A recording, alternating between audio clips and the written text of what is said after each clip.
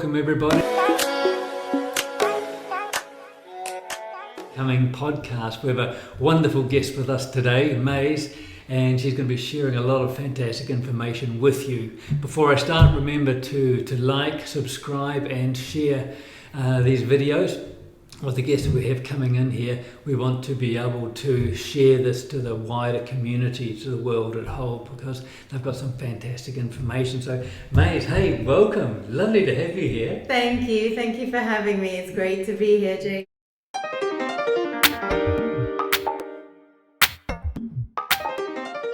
It's lovely, really, really good. Listen, how did you become, or how did you get to be living here in Mallorca?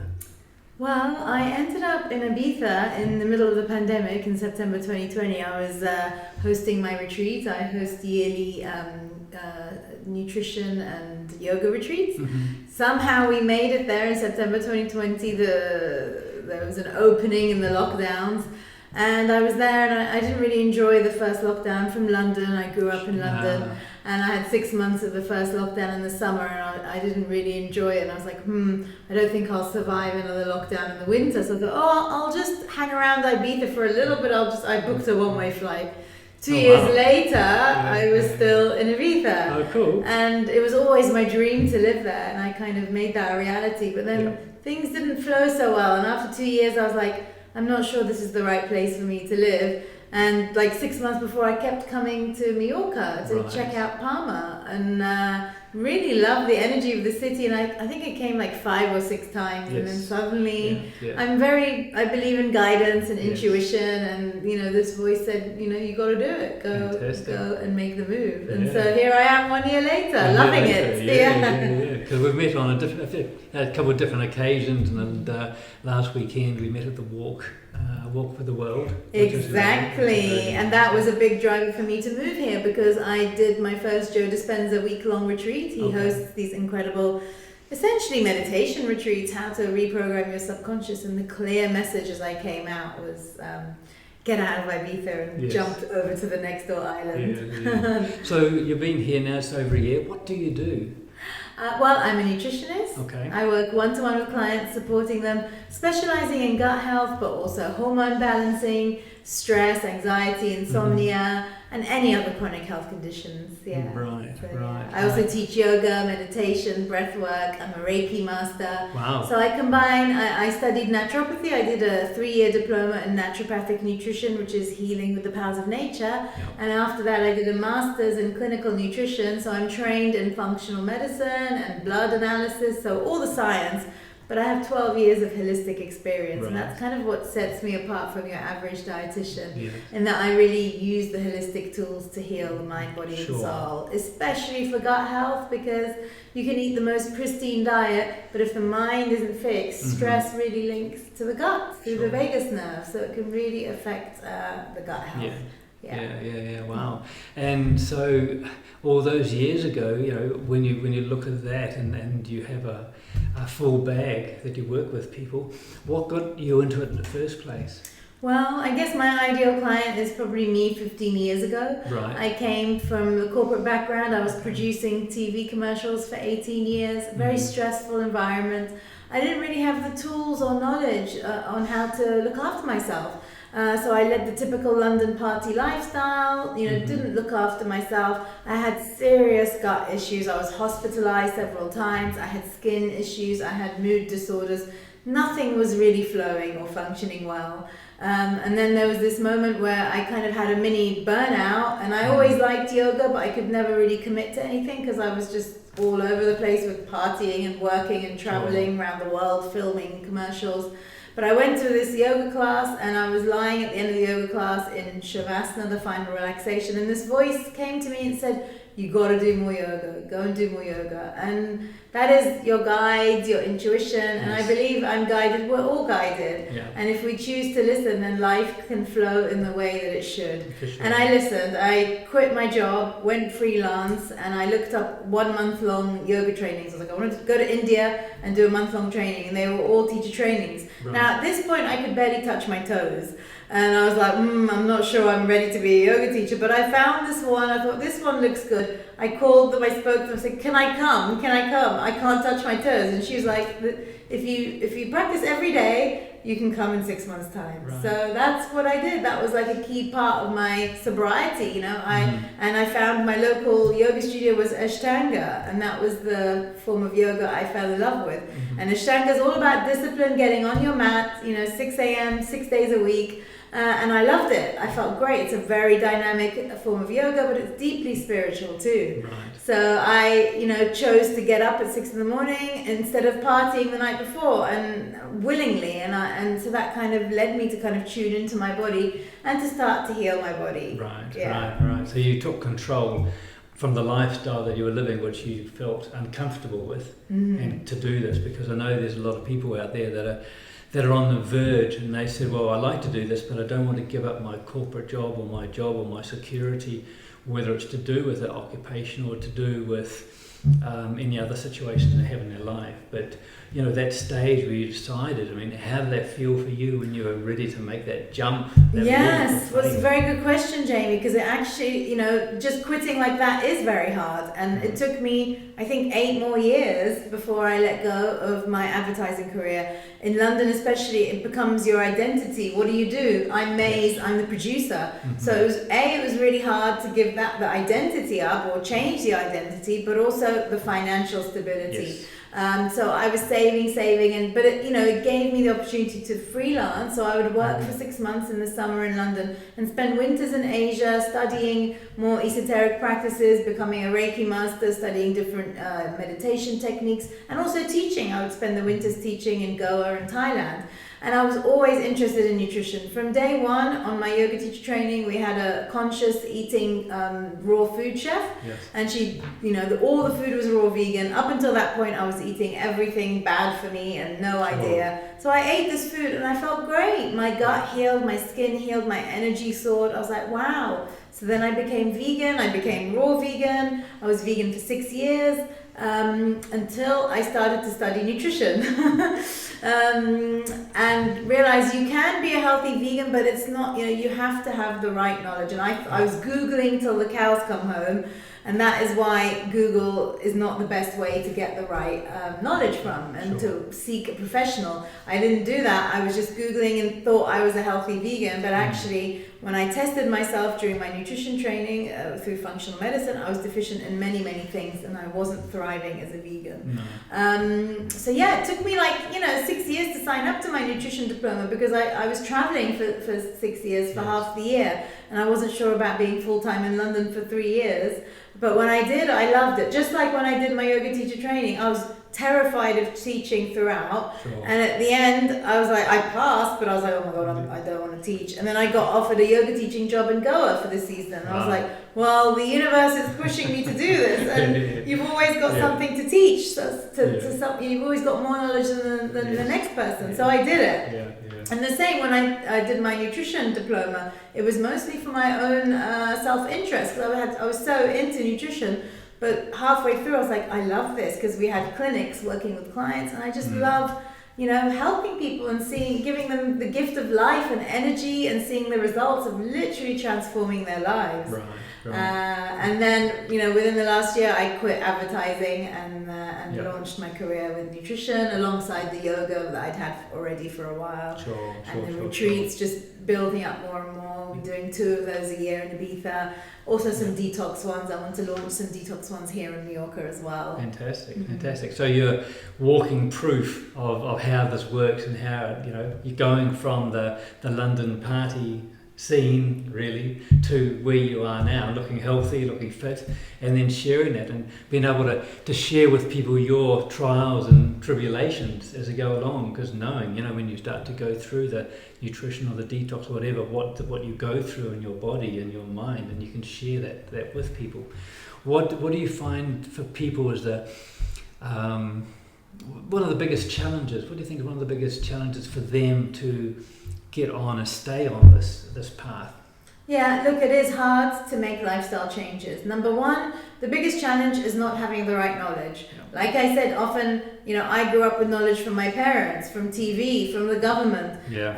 As we all know, this may not be the wisest of knowledge. My parents would take me to McDonald's once a week as a treat as a child. They didn't have the right knowledge either. Sure. And it's like, oh, you're sick, go to the doctor, Yeah. get some antibiotics, and you'd be upset if you didn't get antibiotics. Well, we now know that one dose of antibiotics will wipe out your microbiome for 6 months. Yeah. Then it's repopulated really badly after that and can really damage your gut health. So now it's like you'd have to force feed me antibiotics. I'm like fighting the doctors to say no, I don't want the antibiotics. Yeah. So we get fed the wrong knowledge. So Yes. one thing is I provide the right knowledge of how to go back to basics, Right. how to eat for our own health. I always think back to how we were as cavemen. Obviously we've evolved, but we've not evolved correctly. Sure. We are living longer, but we're living sicker. Yes. So it's like going back to basics on all fronts. So that's the first thing, is the knowledge. Number two is the support and accountability with the coaching. So I work with clients within 3-month periods initially, but often we continue. I've had clients that I've been seeing for years, but less regularly. And the accountability is, I'm coaching them on how to make the changes, on the struggles they face whilst making the changes, on the symptoms they may have. And it's like weekly, bi-weekly check-ins. Just the support and accountability really goes far. Yes, yeah. That support is a big thing, isn't it? Yeah. Accountability. It's behavior change. Yeah. Totally. It's not easy. No. It's like, as Joe Dispenza says, it's breaking the habit of being ourselves. Yes. And our body is addicted to these hormones of stress, of the old patterns. And you try and change, and then the old patterns creep in, and it takes a lot of self-awareness and support from the right person to help you. Sure. Yeah, because sometimes some people would just rather take a pill. Yes. Just like that, and not make lifestyle changes, because yes, it's easier, but a pill's going to have other side effects.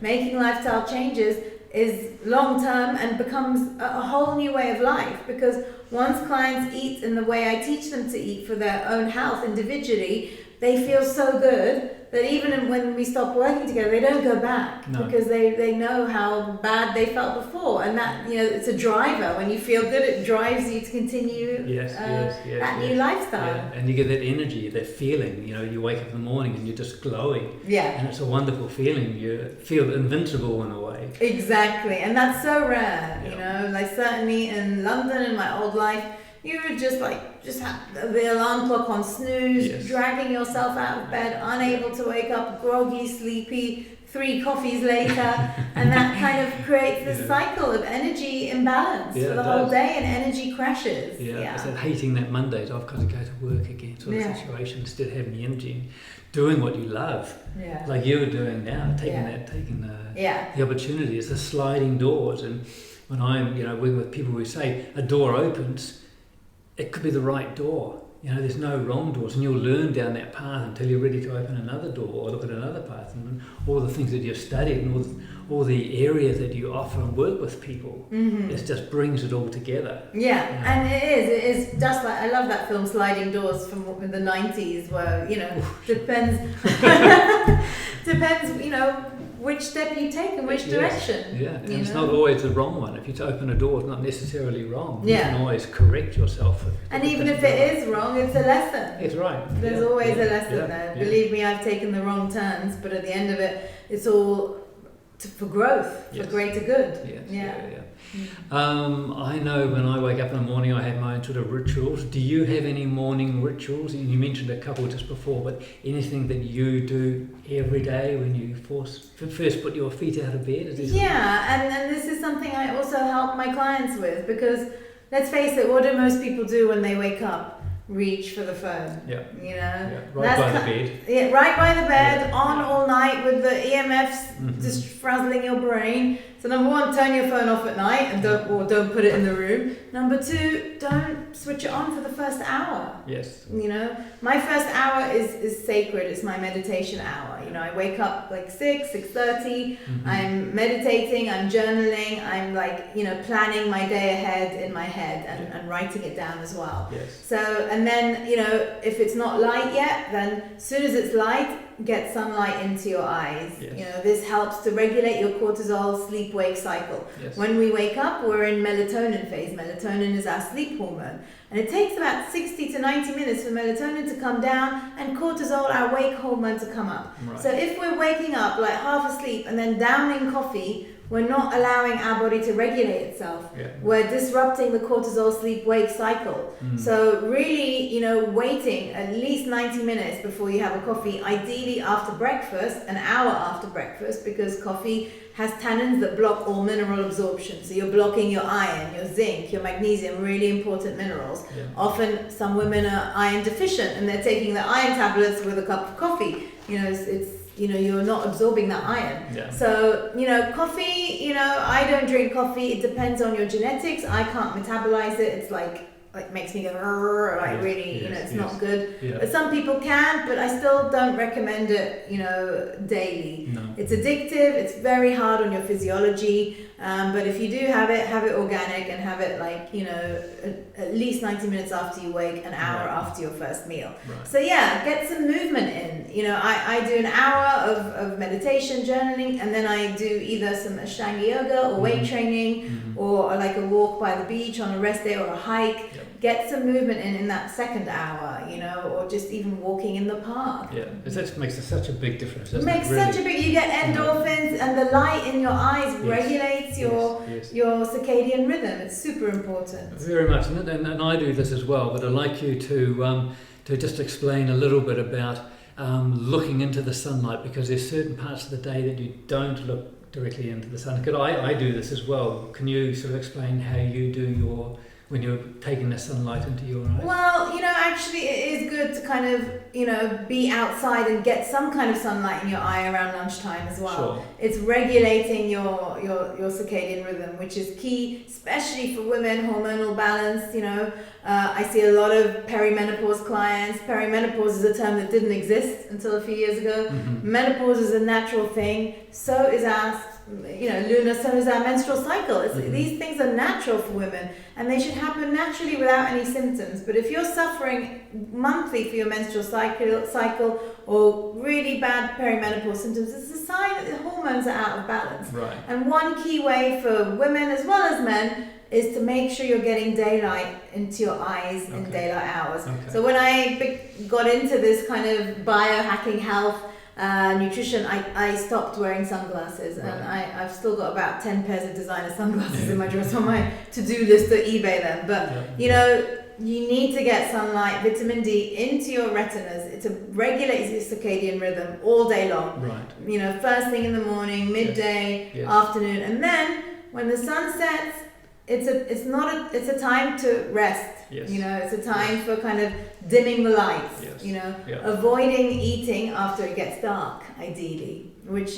tricky in the winter in England, but intermittent fasting is very beneficial for everyone. Yep. So trying to have your main meals in daytime, because digestion is more active in daylight hours. Right. As we're getting dark and getting close to bedtime, the body's melatonin starts to increase and the body's getting ready for sleep. Yeah. So dimming the lights, especially the last 2 hours before bed, no screens, optimizing sleep, having dinner like 4 hours before, no food at least 4 hours before sleep. Right. And then resting, reading a book, Epsom salt bath, meditation in the evening, all these nourishing things.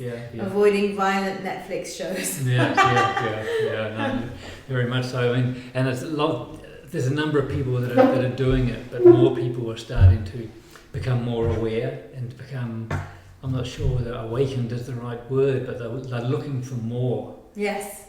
Of their life, really, and they want more, and they want to seek help. They want people to help them. As you said, Google will give you so much what you see on TV, because it is programmed. It is programmed there. And later on, when Maze comes back for another 1 or 2 or 3 episodes, we're going to delve deeper into these things, because this is closer to my heart as well. But it's so very important for people to realise, okay, let's take the first step. So what would you say would be the first step for most people to?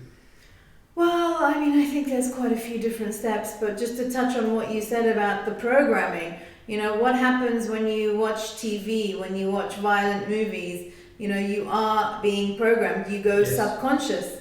You're not thinking, you're kind of in this kind of zombie state, and that is how you reprogram your subconscious. And what are you putting in there? You know, things, violent stuff, there's a lot of stuff coming out from Hollywood that's a bit unsavory as well. So, you know, I had an old close friend say to me, well, what do you do in the evenings if you don't watch Netflix shows? And she just couldn't understand the concept of not, you know, switching off. And it's like, oh, it's how I relax. Well, I encourage clients to find different ways to relax. Members of the public, like, you know, try some meditation. You know, Dr. Joe Dispenza has some amazing guided meditations, you know, on his website. Or the apps like Insight Timer or Calm. These are all great, you know, apps with some really lovely guided meditations you could try. So just try and switch off. Reading, knowledge is power. Read books, avoid the news. Another toxic programming that kind of puts you in this fear mode. Just restructuring your days for optimizing health. You know, your mornings, your evenings. Planning what you're going to eat. Most individuals are not planning anything. They're like grabbing a sandwich, you know, like something crisps. But actually, it doesn't take a lot to plan your weekly eating. So you do a shop. If you're busy, there's a lot of food delivery. You can deliver your groceries to your house. When you're cooking, batch cook, make double. You know, when I used to work in an office, I used to make double for dinner and take the rest of it with me for lunch the next day. Just like plan. And journaling is a great tool as well to use. How long have you been journaling for? Oh, quite a few years. Like it's been part of my healing journey. Like for me, I came from a very traumatic childhood. That's kind of what drove me to numb myself with alcohol and drugs for 18 years, you know, and I was completely functioning. I built up a very successful career in advertising, but everyone around me was doing the same thing, you know, and all my friends were doing the same thing. In English culture, binge drinking is normal, you know, and you just think, oh, everyone's doing it, it's normal, but actually it's not, you know, and so it wasn't until my yoga awakening that I kind of let go of all of that and started to really work on healing myself. Because, you know, when you're numbing the pain that you don't want to feel, that you don't understand. So when you take away the substances that you're using to numb, you can't run away from yourself. So that does require some healing. And it was healing through meditation, through therapy, through all forms of different healing modalities like Reiki, and through food. You know, it all goes hand in hand. I always say it's three things, you know, it's genetics. We are born with a set of DNA that we can't change. But what we can change is how genes are expressed, which means whether the gene is switched on and off. And that is based on the lifestyle. So say I work with genetic testing with clients. It's incredible information, a wonderful tool for behavior change. But some clients are like, oh, I don't want to know if I've got that, you know, disease susceptibility, you know. But actually see it as knowledge is power. If you know you're more at high risk of diabetes or high cholesterol or Alzheimer's based on your DNA, it doesn't mean you're going to get those things. But it means if you make the right choices, you won't. If you don't make the right choices, you will have more risk. That's right. So I think it's a great tool for behavior change. So genetics, which you can't change, but you can change how they're expressed, what you put in your mouth, what you're eating, and the mind. And it's a three-pronged thing that needs to be worked on together. So there must be a difference, obviously, in nutrition and all the work that you do between men and women, between my nutritional needs or my bodily needs compared to your bodily needs. Can you talk a little bit on those differences, and just quickly, or without? Of course. I can talk with. I can talk about the clients that I'm working with mostly at the moment. In terms of women, we can't ignore our menstrual cycle. You know, every month our hormones change in a very different way to how a man's hormones change. You know, where the first phase we're kind of building up towards ovulation, towards the egg release, then the egg is released, And then progesterone starts to increase as we're building up the womb lining, breaking down the womb lining for the cycle to begin. So this phase, we have to work with our menstrual cycle phase, so we're more energized in the first half, and the second half we need to kind of nourish ourselves and go easy and go gently. Right. And it's good for men to be aware of this too, for your partners to kind of be aware of her cycle and nourish her in the last week before the period comes, Sure. and because that is like a cocoon period. And men are based on a testosterone cycle, so they don't have this kind of wave. And the men I'm working with, I see the difference is that they don't reach out for help until it's too late. Yes. I'm a man, I'm strong, I can look after my family, I don't need to worry about myself. But what happens to you? What happens to your family if something happens to you? And women reach out a lot earlier than men do. And I see men reach out and their cholesterol's through the roof and their blood sugars and their, leading to metabolic syndrome, which is something you want to avoid. So I encourage you men, seek help, I'm here, get some help, I'm here to guide you, and don't leave it until it's too late, because your family needs you, and it's important for men to look after themselves just as much as women. So I agree totally, and all the things that you said about men, and having that ability just to say, yes, I need to look at this, I don't need to be doing these things, and for women as well to stand up and say, hey, yes, I need and I want to look into this. It's the time now. That's the time, as I say sometimes, not the time to know, but it's the time to know how. Mm-hmm. And I think this is so very important to us. We need to know how we're going to progress, because it's a very interesting time of things that are happening around the world at the moment. And that's happening with our food as well, and what we put into our bodies, and the energy that we get out of it. And of course, as a quick sugar fix isn't going to last very long, and then you're going to feel depleted afterwards. Mm-hmm. Yeah. Unfortunately, the sugar industry boomed in the 60s and 70s. It was fat was deemed the devil. Everything was low fat. But to give food taste, you had to pump up the sugar, and that is when diabetes, obesity went through the roof. Mm-hmm. This was emanating from America, but they've actually retracted now, so often people are like, oh, low fat is healthy. It's not. We need healthy fats. Yes. Sugar, whether it's agave, maple syrup, honey, coconut sugar, yes, they're less refined, but they're still sugar. They still have the same effects. Right. So even lots of dried fruit, dates, a medjool date has 70 calories, and I think it's 4 teaspoons of sugar. Wow. They're delicious and they're full of fiber, but they're very sugary. So everything has to be, managed really. And initially when I'm working with clients, if there's some serious health conditions, we have to go quite strict to heal. But eventually it's like an 80-20 rule. You have to kind of 80% of the time at least. Sticking to the right way of eating. Also, where you source your food from. If you're shopping at supermarkets, like most of the food is packaged, full of chemicals, E-numbers, and non-organic in your average supermarket. So I always find where my local farmers market is. Wherever I've lived, I did it in London, in Vida, and now here. There's an amazing farmers market on Tuesdays and Saturdays in Palma, organic market. So I go there, buy your veg organic, especially the soft-skinned fruit and cruciferous veg like broccoli, kale, cauliflower. These are really important for the liver. Your onions and garlics, berries, organic berries. Anything soft-skinned is really, really important to buy organic, because the pesticides leach into the soft skin. Sure. So getting good quality, and then good quality meat and fish, like grass-fed steak is super important. So with me, I believe in, quality over quantity. Sure. We were not meant to eat meat 3 times a day, especially processed meats and full of nitrates and smoked meats, super toxic. If we go back to caveman days, we would hunt, we would find an animal, eat it nose to tail, so I always say liver is one of the most nutritious things you can eat. Most clients won't touch it, but if you can get it in, it's super, super nourishing. But then, as caveman days, after we may not find another animal to kill for a while. No. So we were hunter-gatherers. We would eat leaves, foraging leaves, dark green leaves, sometimes insects.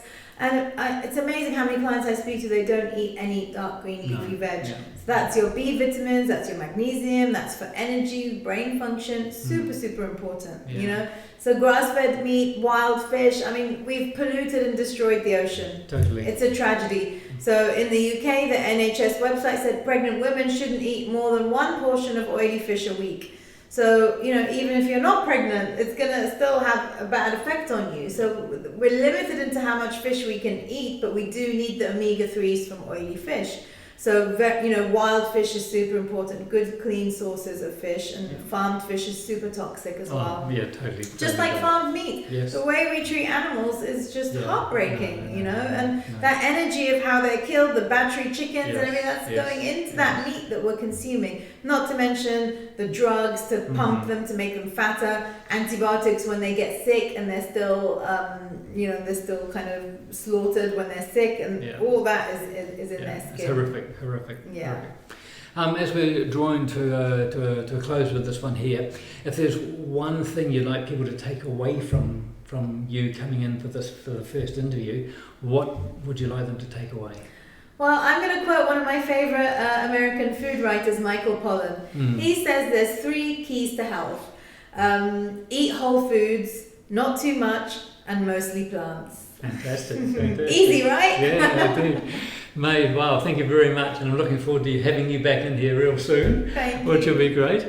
So yeah, fantastic. May, she does a lot of different things, so we're going to put her contact details below, but what's the best way for people to get in contact with you? My website's healthymays.com, M-A-Y-S. I'm also on Instagram. I post a lot of free content, which is also Healthy Mays, M-A-Y-S, and Facebook, LinkedIn, and TikTok too. So, Fantastic. And remember, you're liking this, we're going to have a lot more people coming in, sharing their wonderful information, so like, subscribe, share as well. It'll be fantastic, and we look forward to you joining us at Becoming for our next podcast very soon.